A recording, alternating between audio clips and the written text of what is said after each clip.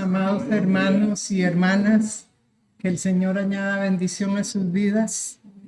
Doy gracias a Dios por este hermoso día, por esta hermosa mañana, por ese viaje que hago los domingos, dando gracias a Dios por la creación, por todo lo que nos rodea, porque todo lo que Dios ha hecho es bueno.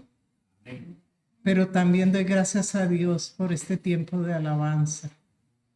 No sabe cuánto me he disfrutado esta alabanza. Y llegó un momento, yo quería estar de rodillas delante del Señor.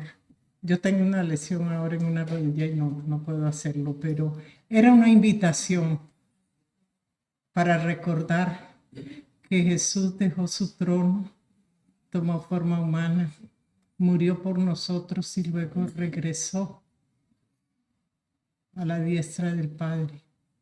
Es un tiempo de alabanza para estar plenamente convencidos a qué venimos aquí.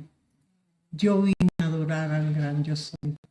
Bendito sea Dios, porque ese es el sentido que tiene estar aquí. Y estamos aquí totalmente seguros de que Jesús resucitó y que si Él resucitó, nosotros resucitaremos con Él. Amén. Demos gracias a Dios, vamos a orar. Padre bueno, Señor Todopoderoso, que habitas en los cielos y también aquí en medio de nosotros. Te alabamos, te bendecimos, te damos la honra y la gloria a ti, Señor. Estamos en este lugar por ti, Señor, y para ti. Te damos gracias por lo que has hecho en la vida de cada uno de nosotros, Señor, y por lo que aún harás más en nosotros, porque dice tu palabra que la senda de los justos es como la luz de la aurora que va en aumento hasta que el día es perfecto, Señor. Tú tienes un propósito en la vida de cada uno de nosotros, Señor, no para quedarnos ahí, sino para crecer en gracia, Señor, en conocimiento de ti, Señor. Bendito sea tu nombre para siempre. Oramos, Señor, por las personas que no están en este lugar, que están enfermas, que tienen alguna situación por la que no pueden estar aquí, Señor. Los que tienen limitaciones para llegar hasta aquí. Oramos por ellos, Señor. Y pedimos, Señor, que tu Espíritu Santo, Señor, les ministre ahí donde ellos se encuentren, Padre bueno. Igualmente, Señor, oramos por todas las familias, Señor, de esta congregación, por todos los aquí representados, que tú, Señor, tengas cuidado de cada uno. Padre, damos gracias por tu palabra y damos gracias por la presencia de tu Espíritu Santo entre nosotros. Oramos en el nombre de Cristo Jesús. Amén. El tema de hoy es Jesús, mi primer amor, el primer amor. Y vamos a reflexionar hoy en Apocalipsis 2, del 1 al 7. Es un mensaje a las 7 iglesias y este texto que vamos a leer es el mensaje a la iglesia de Éfeso. Mientras viajaba de mi casa ahí a la Radial para tomar el bus hacia acá, le comentaba a mi hijo que he leído tantas veces este texto, pero ha sido tan rico, tan hermoso estudiar este texto estos días, esta semana. Es que la palabra es viva. Usted no lee la palabra y lo mismo ve en 15 años, en 20 años que la lee. El Espíritu Santo y la palabra se conjugan para hablarnos a nosotros. Y tenemos que estar muy atentos para escucharla. Y oro al Señor que esta mañana esta palabra sea tan viva para cada uno de nosotros como el Señor me la ha traído a mí también. Dice la palabra del Señor en Apocalipsis 2, del 1 al 7. Escribe al ángel de la iglesia en Éfeso, el que tiene las 7 estrellas en su diestra, el que anda en medio de los 7 candeleros de oro, dice esto: Yo conozco tus obras y tu arduo trabajo y paciencia, y que no puedes soportar a los malos y has probado a los que dicen ser apóstoles y no lo son, y los has hallado mentirosos. Y has sufrido y has tenido paciencia y has trabajado arduamente por amor de mi nombre y no has desmayado. Pero tengo contra ti que has dejado tu primer amor. Recuerda, por tanto, de dónde has caído y arrepiéntete y haz las primeras obras, pues si no, vendré a ti y quitaré tu candelero de su lugar si no te hubieres arrepentido. Pero tienes esto, que aborreces las obras de los nicolaítas, las cuales yo también aborrezco. El que tiene oídos para oír, oiga lo que el Espíritu dice a las iglesias. Al que venciere le daré a comer el árbol de la vida, el cual está en medio del paraíso de Dios.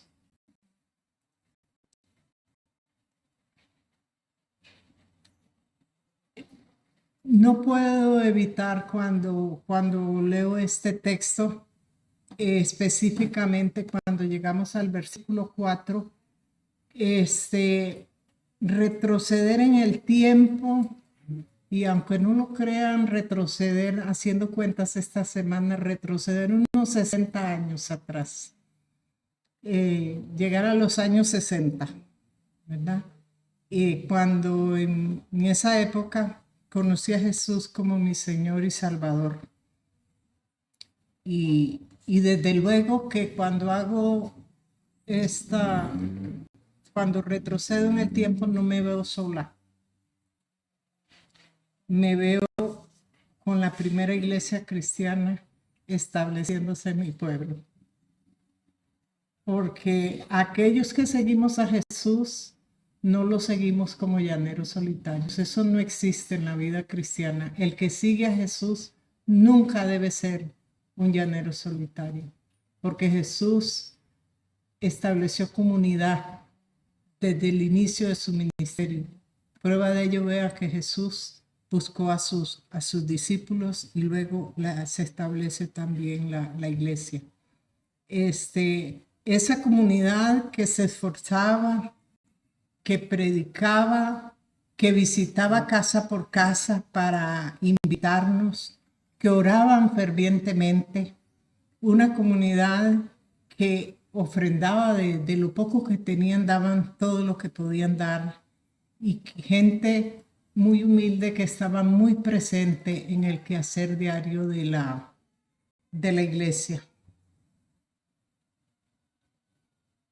No tenemos el tiempo. Me gustaría preguntar a algunos qué recuerdos le vienen a su mente de ese primer amor en Cristo. ¿Qué recuerdos le vienen a la mente a los primeros miembros de la iglesia Comunidad Cristiana de Palmares? Hay cantos, hay textos, hay anécdotas. Yo no conozco los inicios de la iglesia. Creo que la hermana Ligia es la que tiene más tiempo, ¿verdad? ¿Perdón? Y Emilce. Estas dos mujeres valientes que un día vamos a, ojalá, tener la oportunidad de escuchar de ellas cómo fueron los inicios de la Iglesia Comunidad Cristiana de Zaragoza. El domingo pasado yo estuve en la Comunidad de Pacto en Moravia, la Iglesia Menonita Comunidad de Pacto. Ellos estaban celebrando 40 años de haberse establecido. Y fue hermoso, hermoso escuchar testimonios de gente que estaba ahí por 40 años y están ahí sirviendo, ¿verdad? Eso, o gente que ya no se congrega ahí, pero llegaron para la celebración, porque era un momento muy, muy importante, ¿verdad? Pero una de las cosas es que generalmente este pasaje lo leemos y centramos en el versículo 4, que dice: pero tengo contra ti que has dejado tu primer amor. Y este texto lo usamos como para aplicarlo de manera individual.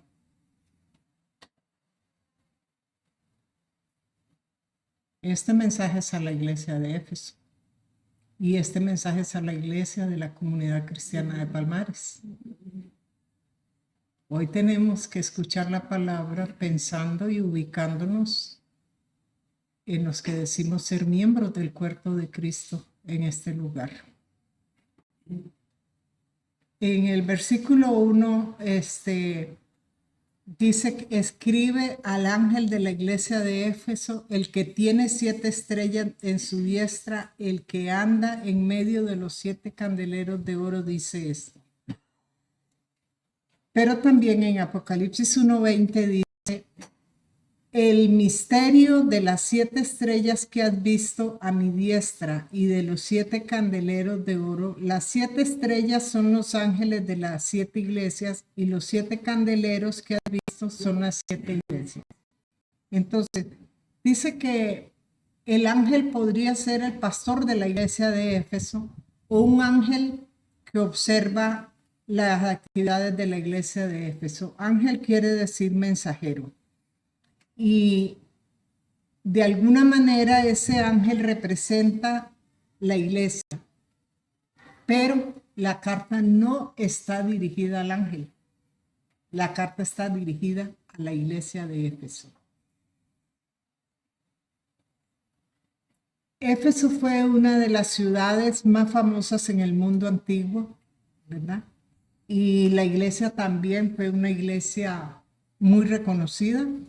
Pablo predicó en Éfeso durante 3 años. Dice en Hechos 19:1: aconteció que entre tanto que Apolos estaba en Corinto, Pablo, después de recorrer las regiones superiores, vino a Éfeso y hallando a ciertos discípulos. O sea, Pablo llegó a Éfeso. Y después en Hechos 20:31 dice: por tanto, velad acordándonos que por 3 años de día y de noche no he cesado de amonestar con lágrimas a cada uno. Pablo les está diciendo, recordando el trabajo que él ha hecho ahí por 3 años. Aquila y Priscila junto con Apolo sirvieron también. En Hechos 18 dice que llegó entonces a Éfeso un judío llamado Apolos, natural de Alejandría, varón elocuente, poderoso en la escritura. Este había sido instruido en el camino del Señor y siendo de espíritu fervoroso, hablaba y enseñaba diligentemente lo concerniente al Señor, aunque solamente conocía el bautismo de Juan. Y comenzó a hablar con denuedo, pero lo oyeron Priscila y Aquila y lo tomaron aparte y le expusieron más exactamente el camino de Dios. Me encanta leer la palabra y ver cómo describe el trabajo de estas personas que estaban siendo de esta parte de la primera iglesia. Mire cómo describe a Apolos como una persona elocuente, entusiasta. Yo lo puedo imaginar con todo el entusiasmo, ¿verdad? Él está con toda la emoción de poder comunicar a otros este mensaje hermoso que ha cambiado su vida. Y posiblemente cuando retrocedemos en el tiempo nos podemos ver en nosotros mismos en aquellos años. Queríamos contarle a toda la gente lo que estaba pasando en nosotros. Y entonces llega la parte difícil cuando nos vemos hoy. ¿Verdad? ¿Cuánta pasividad tenemos? Timoteo también es un colaborador cercano de Pablo, trabajó en Éfeso. En 1 Timoteo 1:3 dice: como te rogué que te quedases en Éfeso cuando fui a Macedonia, para que mandase a algunos que no enseñen diferente doctrina. La ciudad de Éfeso también era el centro de culto a Artemisa. pero también en la Reina Valera a esto también se le llama Diana de los Efesios. Recuerdan, ¿verdad? Que hace referencia a Diana de los Efesios. Éfeso era el centro de culto, ¿verdad? Pero también Éfeso tenía ese templo que fue considerado entre las 7 maravillas del mundo antiguo, imagínese usted. No solamente era un templo, era un banco donde reyes y gente de otras ciudades ponían sus dineros creyendo que esa divinidad les protegía. Pero Éfeso era un centro de superstición pagana.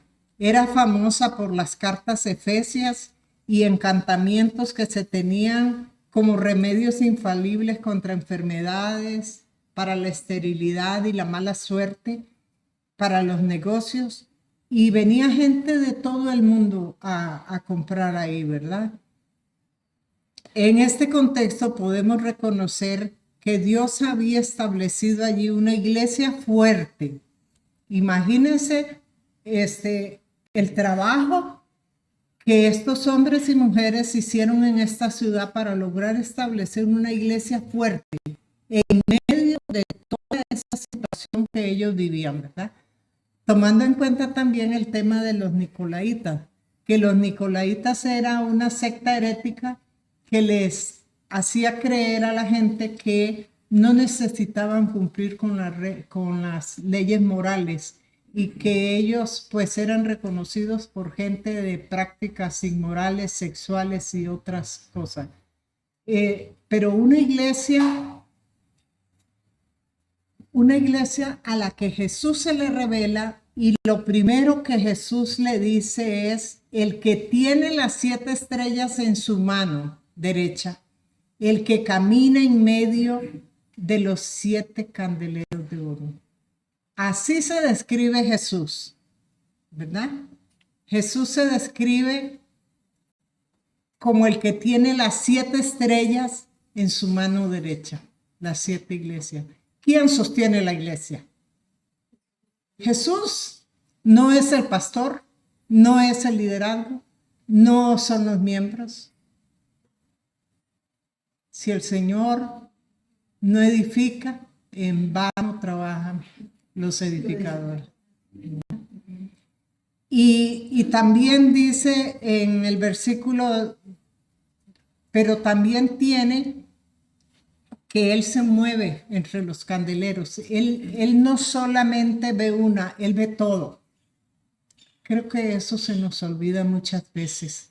Aun cuando a veces tenemos buenas intenciones, nos enfocamos en hacer cosas que decimos que es en el nombre del Señor, pero se nos olvida que Él, como dice el Salmo 139, no está la palabra en nuestra boca y ya Él la sabe, porque Él está detrás, delante, alrededor de nosotros en todas partes. Y lamentablemente muchas veces el trabajo que hacemos son iniciativas muy propias de nosotros, ¿verdad? Y en el versículo 2 y 3 lo que Jesús sabe acerca de los cristianos de Éfeso. Ojalá Jesús hablara así de nosotros, ¿no? Porque ¿qué es lo que dice? Conoce sus obras, conoce su trabajo, su paciencia. Sabe que no soportan a los malvados. Sabe que los ha puesto a prueba y ha demostrado que no son apóstoles mentirosos. Eso muestra que conocían bien la palabra y sabían discernir. ¿verdad? Ellos sabían discernir. Jesús sabe que la iglesia de Éfeso ha perseverado y ha tenido paciencia, que han trabajado por amor de su nombre sin desfallecer. Imagínense, yo no sé si Dios nos diría eso a nosotros hoy, que estamos trabajando sin desfallecer o que estamos muy pasivos.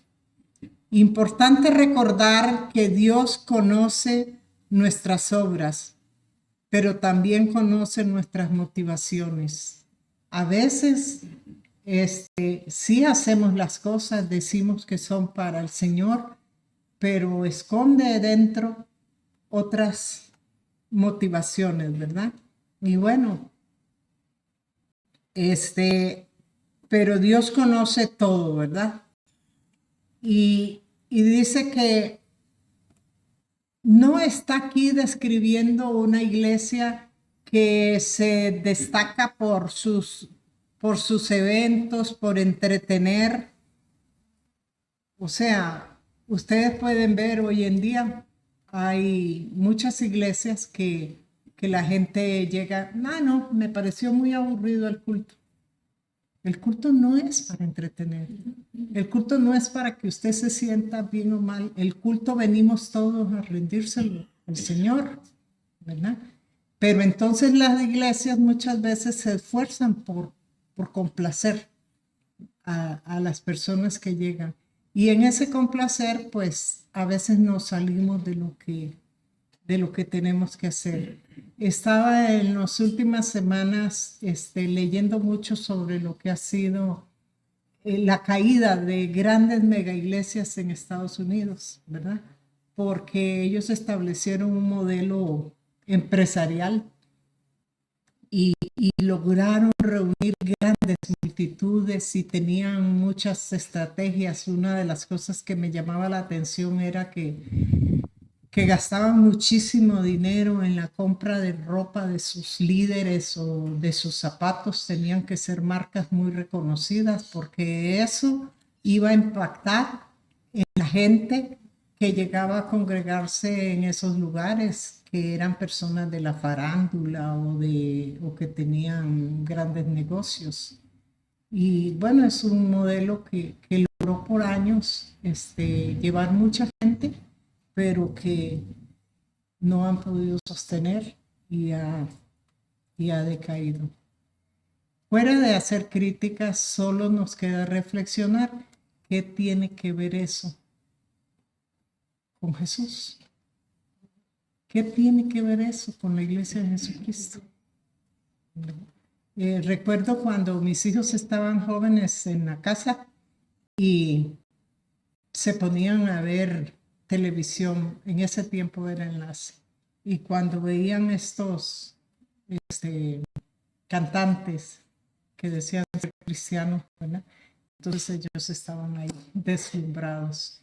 Y yo recuerdo que un día yo estaba observando y yo dije a mis hijos, estaba como un artista de estos artistas de Hollywood, bajando de un helicóptero y haciendo un gran despliegue. Y yo pregunté a mis hijos, ¿en qué se les parece ese señor a Jesús? Reflexionen. Ellos lo lograron entender por sí mismos, fueron más críticos, ¿verdad? Supieron discernir. ¿Por qué? Porque cuando usted lee la palabra, cuando usted lee los evangelios y usted ve quién es Jesús, usted puede decir, esto no se parece a Jesús, esto no tiene nada que ver con Jesús, ¿verdad? Jesús sabía que la iglesia trabajaba arduamente, que tenían perseverancia y paciencia. Imagínese usted qué tremendo hablar de una iglesia que es perseverante y que es paciente, ¿verdad? O sea, estamos hablando de una iglesia realmente fuerte, ¿verdad? Y sobre todo, una de las cosas que para mí me llama más la atención es que dice que trabajaban para el Señor. Hoy en día, muchas iglesias, pues, y hasta dicen la iglesia de fulano de tal, ¿verdad? Porque la gente está más enfocada en su líder que en Jesús. Y a veces ni siquiera se parecen a los de Berea, porque las predicaciones que les dan desde el púlpito, aunque estén fuera de la palabra, como la dijo el líder, el pastor, esa es. Eso no pasaba en Éfeso. Jesús reconoce que esa iglesia no soportaba a los malvados. Era una iglesia que buscaba la pureza doctrinal. Y Pablo les había advertido a los efesios. En Hechos 20, del 29 al 31, dice: porque sé que después de mi partida entrarán en medio de vosotros lobos feroces que no perdonarán al rebaño. Y entre vosotros mismos se levantarán hombres que hablarán cosas perversas para arrastrar tras sí a los discípulos. Por tanto, velad y recordad que durante 3 años no cesé de advertir todas las noches y días con lágrimas. Ellos tomaron en serio estas advertencias de Pablo, ¿verdad? Ojalá la iglesia hoy sea como la iglesia de Éfeso en ese sentido, ¿verdad? Que ponga a prueba con rigor a los que afirman ser mensajeros de Dios. Pero ¿qué pasa con las iglesias? Bueno, yo hablo con nuestras iglesias porque he trabajado muchos años a nivel nacional con la organización. Actualmente soy miembro de la junta directiva. Entonces, nuestra relación es con todas las iglesias del país. ¿Qué pasa? Cuando vamos a elegir un líder, entonces nos fijamos si esa persona tiene facilidad de palabra, si es muy simpática, si es una persona que tiene muchas habilidades. No nos fijamos en el carácter. No nos fijamos en los frutos. No oramos buscando la dirección del Espíritu Santo.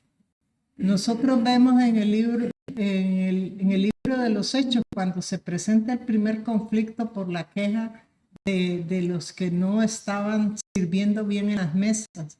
Y ustedes leen este pasaje y ellos no niegan que el problema está.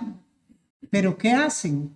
Oran, buscan la dirección del Espíritu Santo y buscan personas realmente convertidas y comprometidas para servir a las mesas. Ahora nosotros nos dejamos impresionar fácilmente porque se nos olvida que la iglesia es de Jesucristo. Y estaba escuchando sobre este tema a un predicador esta semana que decía: no permitamos que cualquiera se convierta en autoridad en nuestras vidas.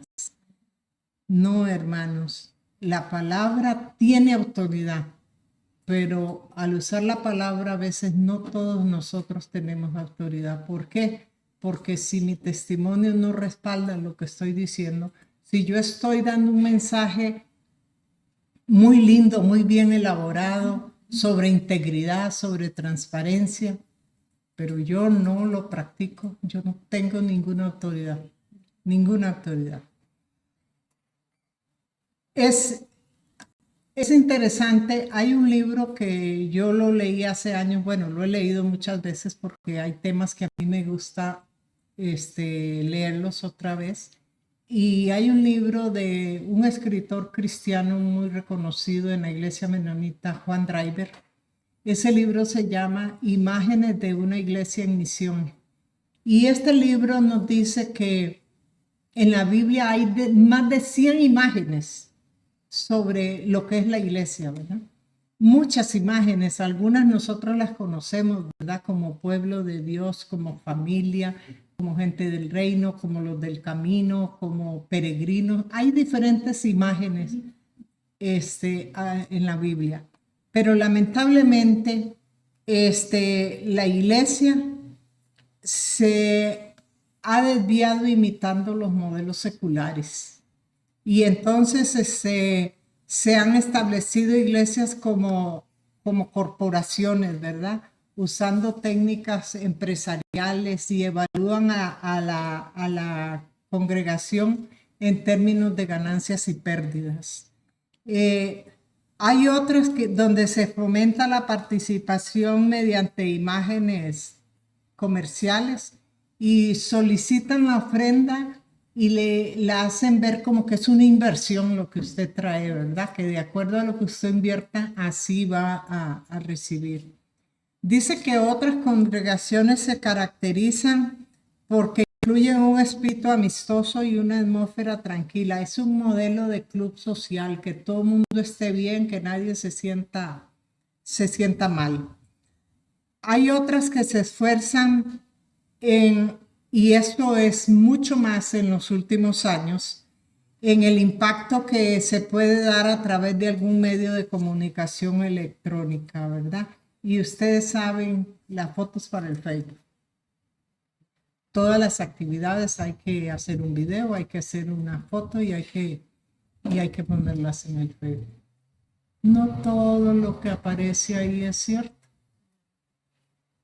No todo es verdad. Y siempre me pregunto si Jesús estaría tomándose fotos para decir o que los discípulos se tomaran fotos para decir lo que estaban haciendo. Porque muchas veces decimos, esto es para la gloria de Dios, esto es para que... Pero muchas veces estamos buscando nuestra propia honra, nuestra propia gloria, ¿verdad? Hay otras, dice Juan Driver, que se enfocan en la parte educativa, que no es mala, pero no es suficiente, ¿verdad?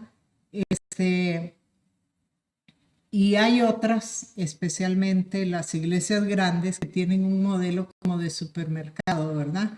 Donde procuran tener todos los productos de primera necesidad para que sean adquiridos bajo un solo techo. Yo conozco aquí en Costa Rica iglesias que usted sale, usted compra su almuerzo después de la escuela dominical, usted necesita libros, Biblia, las compra ahí, usted hasta alimentos compra, todo bajo techo.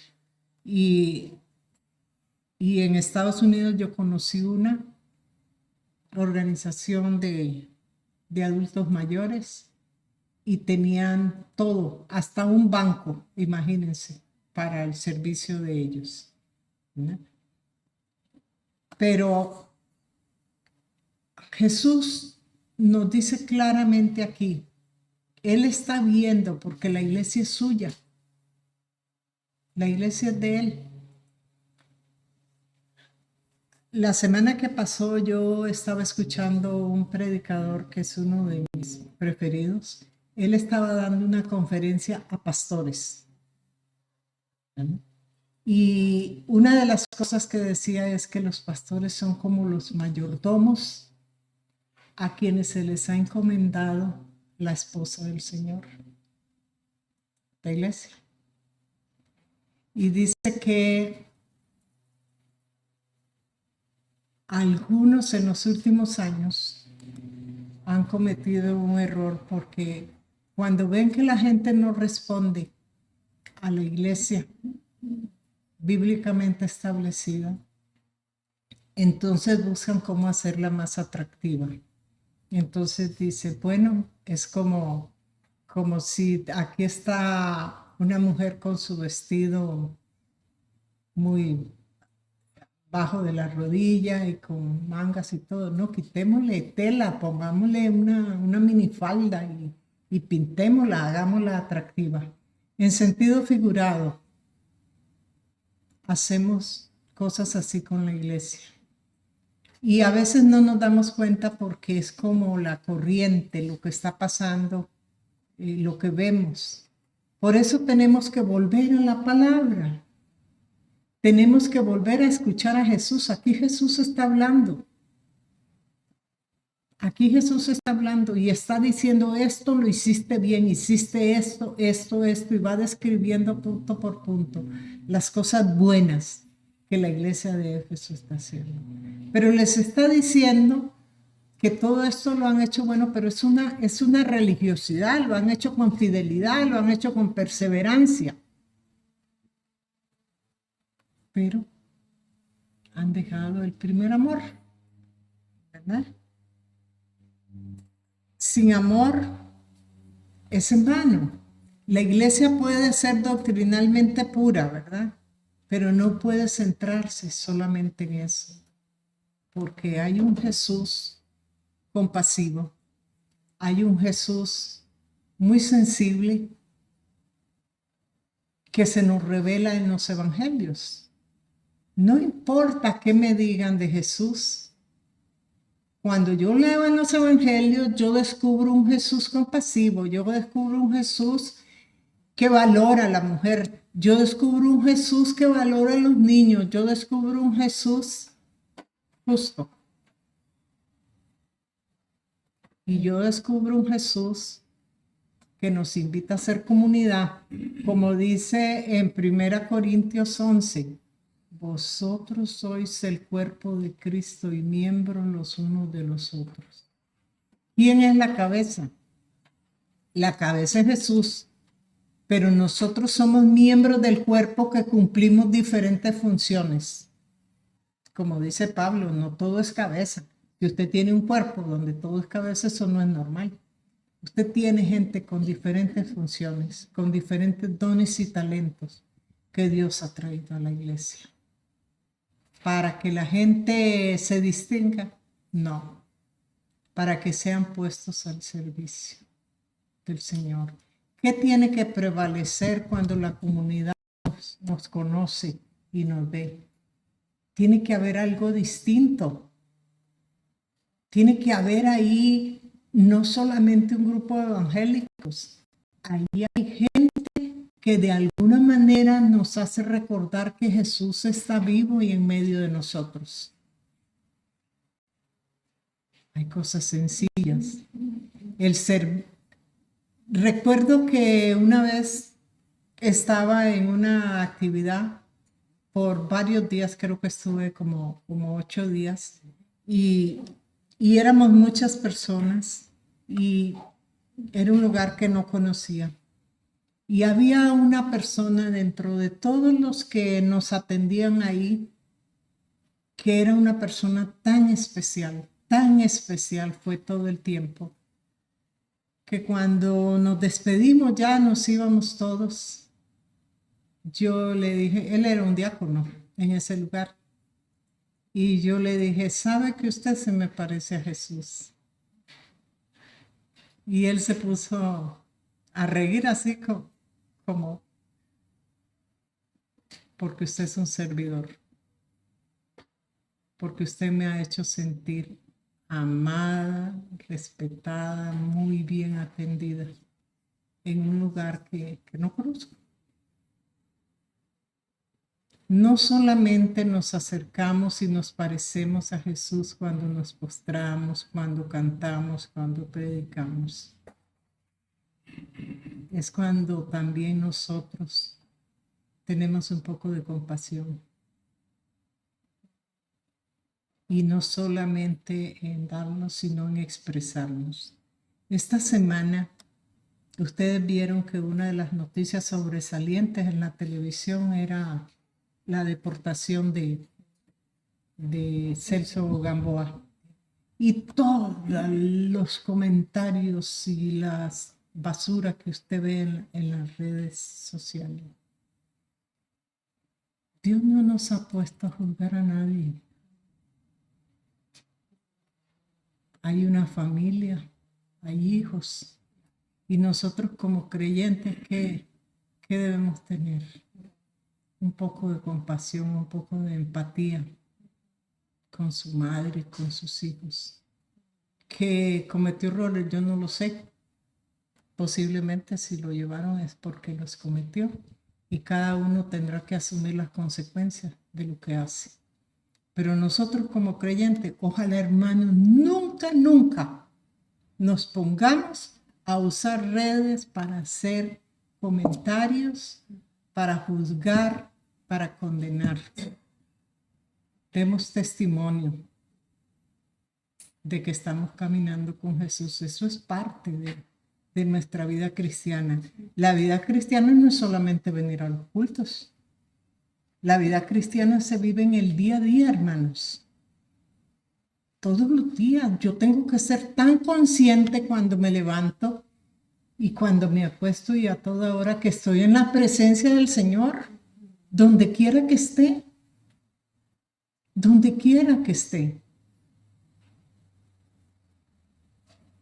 Y tal vez cuando uno es joven no piensa tanto en que un día va a partir de aquí. Posiblemente ya a mi edad uno lo piensa más seguido. Pero dice la palabra de Dios que de cada palabra que nosotros decimos vamos a tener que rendir cuentas delante del Señor. Y de todo lo que hacemos. Hoy podemos salir de aquí y seguir nuestra vida sin ninguna perturbación. Así estuvo bien esa palabra. No, esta palabra es para mí. Esta es la palabra de Dios y Dios la trajo esta mañana a este lugar. Esta palabra Dios me ha exhortado a mí.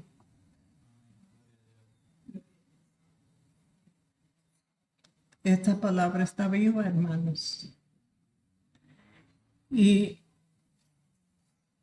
vea qué le dice el Señor. ¿Qué le dice el Señor a la iglesia de Éfeso? El primer paso para la restauración de la iglesia de Éfeso es recordar de dónde ha caído. Llevarla a recordar dónde estaban en su amor. ¿Dónde estaban en su amor al Señor y a los demás? No les ha dicho que perdieron. No, él no está diciendo que perdieron el amor. ¿Verdad que no? El versículo 4 no está diciendo que Éfeso perdió el amor. Está diciendo, pero tengo contra ti que has dejado. Cuando nosotros dejamos algo en alguna parte, que ya saben que a estas edades es frecuente, tengo que empezar a recordar a dónde estaba, qué estaba haciendo, ¿verdad? Bueno, aquí se ríen mis amigas que son contemporáneas porque sabe que esa es la manera como vivimos nosotros ya estos años. Se nos olvida, entonces, para no ponernos a volcar toda la casa, tenemos que quedarnos y pensar a dónde estuve yo. Fue la última vez que usé esto, que estuve con él. Así está el Señor diciéndole a Éfeso, tienes que recordar, tienes que volver ahí. Y el segundo paso que le dice muy importante, arrepiéntete. ¿Qué es arrepentirse? Arrepentirse es volver. No es decir, ay, sí, Señor, y lloro, pero mañana estoy en lo mismo. Arrepiéntete, cambia. Esta exhortación es para usted y para mí. Ay, hermanos, sabe que una de las cosas que uno ve mucho el modelo de la iglesia primitiva y yo me ponía a pensar que después de compartir esta reflexión, qué rico es entrar a reflexionar juntos en el libro de los Hechos y poder ver hombres y mujeres como nosotros con debilidades, con defectos, usados por el Espíritu Santo. Dice en San Juan 14, 16, 17, yo rogaré al Padre y os dará otro consolador para que esté con vosotros para siempre. No dice los domingos, no dice de vez en cuando, para siempre. El Espíritu de verdad, el cual el mundo no puede recibir porque no lo ve ni lo conoce, pero vosotros le conocéis porque mora con vosotros y estará en vosotros. Este es un privilegio que no lo puede tener el mundo, porque no conoce al Señor. Pero nosotros lo conocemos. Lo que pasa es que el Espíritu Santo no se nos impone. nosotros tenemos que anhelarlo. Nosotros tenemos que reconocer nuestra necesidad del Espíritu Santo. Dice que le dijo Judas, no el Iscariote, Señor, ¿cómo te manifestarás a nosotros y no al mundo? Respondió Jesús y le dijo, el que me ama, mi palabra guardará, y mi Padre le amará, y vendremos a él y haremos morada con él. El que me ama, ¿sí? El que me obedece, el que cumple mi palabra. Este tiene la promesa del Espíritu Santo. No dices del Espíritu Santo que estará solo con nosotros, en nosotros. Muchas veces la gente viene al culto y dice, no, el culto no me gustó. No se movió nada. El Espíritu Santo no estaba ahí. No, si usted no tiene el Espíritu Santo, difícilmente lo va a sentir. Usted puede ver emociones, demostraciones de gritos, de santos, de llanto. Pero no siempre eso es el Espíritu Santo.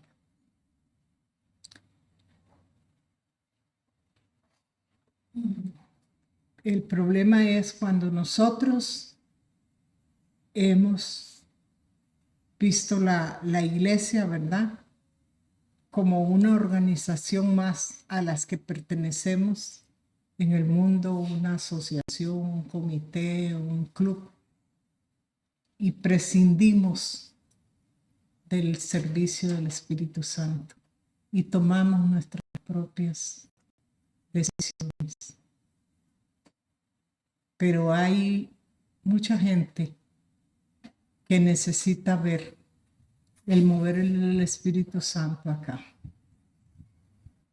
Yo no sé, porque yo no vivo en Palmares, cuántas personas vienen al culto de oración, cuántas personas están de veras aquí en diferentes actividades de la iglesia.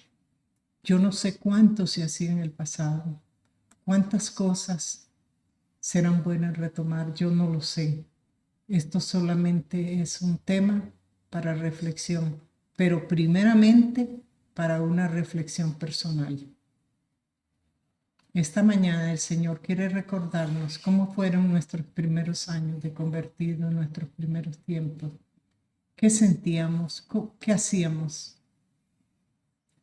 Y sacarnos de esa pasividad y dejar que el fuego del Espíritu Santo tome nuestras vidas y nuestros corazones.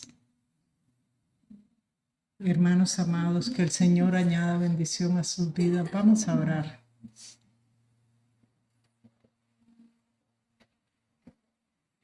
Padre bueno, Señor de toda misericordia, Señor, gracias por la vida, gracias, Señor, por este lugar, gracias por cada hermano y cada hermana que tú tienes en este lugar, Señor, y a quien tú le has traído esta palabra, Señor.